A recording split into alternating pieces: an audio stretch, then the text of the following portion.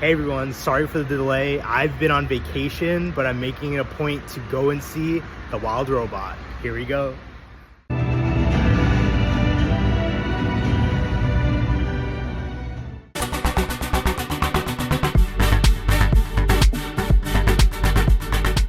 First, let me just start off by saying thank you so much for those of you who have reached out asking if you would hear from me, giving my thoughts about The Wild Robot. I recently got back from vacation, so I just had to settle a little bit, and now I'm here filming my just watched reaction for The Wild Robot. It's been a crazy ride across all of these 5 trailers, which I'll link down below in the comment section for you to rewatch if you haven't seen them.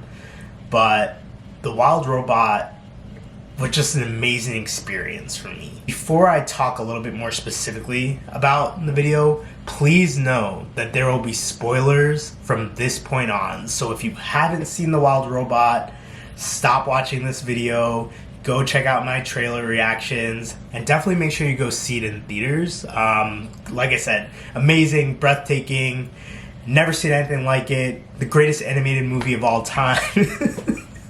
But yeah, so there's gonna be spoilers from this point on, and I will leave time codes also in the description down below so you could jump to certain parts. So I had to try to find a way to make a format for this video, so please bear with me. If there's things that I don't talk about and you'd like to talk about them, just make sure you label it as a spoiler in the comment section and we could have some dialogue there. The first thing I want to touch upon is the trailers. I was shocked that the trailers virtually didn't show that much of this movie. A lot of the scenes that I noticed in the trailers were within the first 5, 10, 15 minutes of the whole movie. And I remember sitting in the theater and I would say, oh, I remember that butterfly scene. Oh, there's the scene climbing the wall. And it just threw me off that there was going to be so much more of this movie that I would get to explore and experience for the first time. And I'm so glad that I did. Dreamworks, once again, has created something fantastic. For me, and I've said this across so many different trailers, there's something very special about Dreamworks and their animation.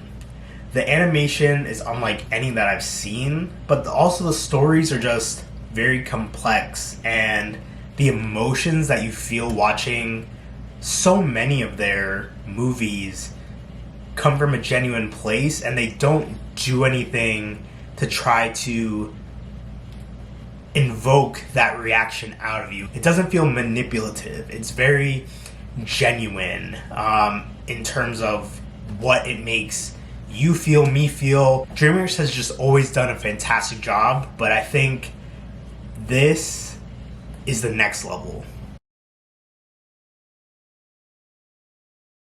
Let's talk about the story. So again, I knew nothing about this at all. Never read the books, didn't look anything up. I wanted to go in as blind as possible, and I'm so glad that I did. What a fantastic story. I think this movie really did a great job, one, of world building and getting to see a variety of different landscapes and how the variety of characters interacted with those landscapes I thought was pretty neat and pretty cool. Some of the earlier trailers really did show how Roz, the robot, would learn and interact with nature by observing how animals interacted with the environment and would find ways to mimic and copy those as well. It was just really cool to see. Something I appreciated as well is that, you know, Roz did not have an easy time at all in this movie.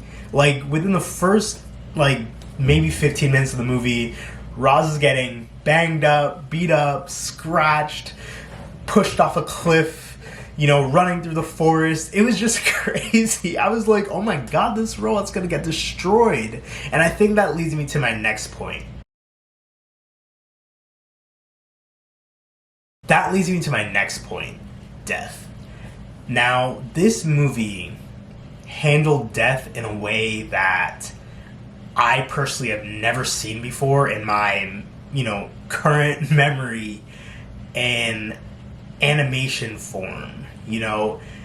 So many people died in this. We had those scenes of Roz breaking down and getting hurt, to animals just being eaten and the circle of life happening, to Bright Bill's family being killed, seeing the feather raise, to, the animals at the end that were dead in the snow that we didn't see. This movie showed us that death is a part of life, but it didn't harp on it. It didn't stay there. It just kind of, animals got eaten, and then we moved on. There was a dead animal, then we moved on. It showed us it, like there was blood in this. It wasn't just someone was eaten off screen. They had that on the screen, but then the movie continued. Our main characters looked at it, we felt their emotion, we felt their sadness, the acknowledgement, but then life goes on. And not to say it's easy, but I think the movie did just a really good job of covering that element, and I can't think of anywhere else that I've ever seen anything like that in this animated form. And again, hitting upon how genuine and authentic the storylines are from Dreamworks Animation.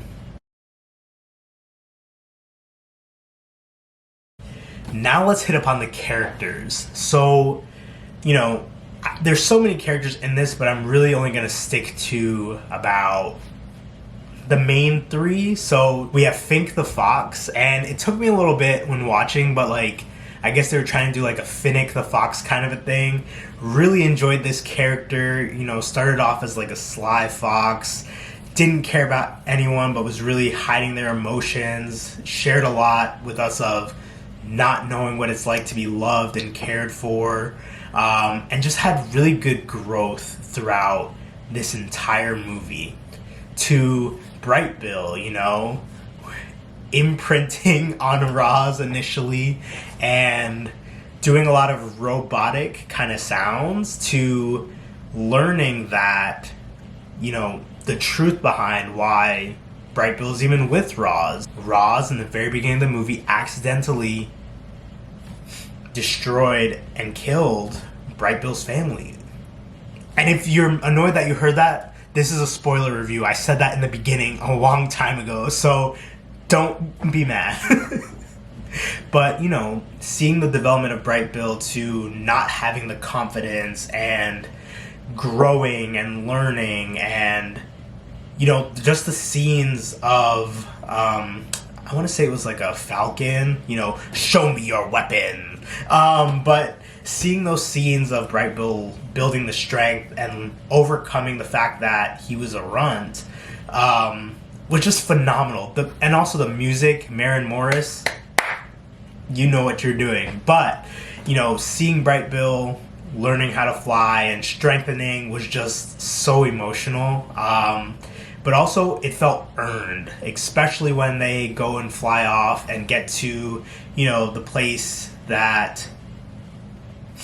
And get to that area where they were migrating, and then it was up to Bright Bill, who had that training from the Falcon, to get out of that room, It was just amazing to see that confidence, leading the flock, leading the migration back to the area that they grew up, reconnecting with Roz was just fantastic. Now I gotta talk about Roz. So, in the beginning, it was so cool to see how Roz was interacting with the world, trying to find purpose, and made a way to develop that purpose and helping Bright Bill achieve the things that it needed to.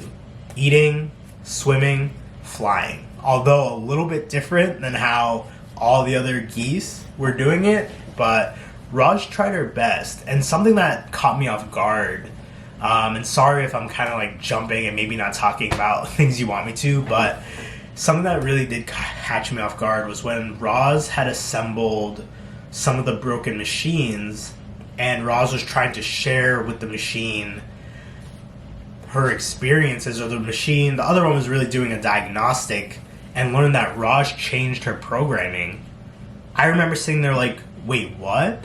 Because I feel like that would have been such a big point that so many other movies would have focused on, of like, what is Roz changing? And to give Roz more emotion, Roz is gonna shut this off and change this about herself. But the movie didn't do that. It just happened, and then we discovered it later, which I thought was pretty cool, you know? And that's what I liked about this movie. It didn't tell us everything up front. We discover it as you watch.